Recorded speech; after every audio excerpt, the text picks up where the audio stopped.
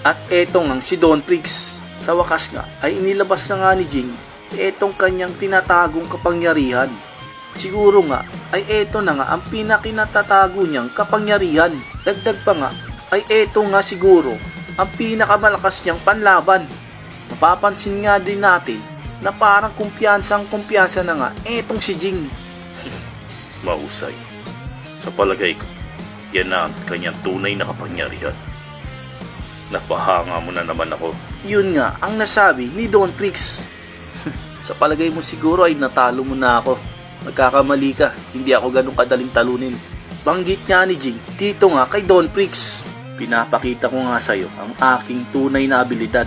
At syempre, ito na ang huli kong kapangyarihan. Ang aking Akuma. Pakilala nga ni Jing kay Don Prix. Kahit anong gawin mo at kahit ano pang ilabas mo dyan, hindi ka pa rin mananalo sa akin. Sagot nga ni Don Prix kay Jing. Punta naman tayo sa abilidad ni Jing. Hoy Jing, siya ba tatapusin natin? Kung ganon, makikita kong malakas siya. Ang abilidad pala nito ni Jing ay nakakapagsalita at nakakausap niya. Oo, siya nga yun. At talagang napakalakas niya. Kaya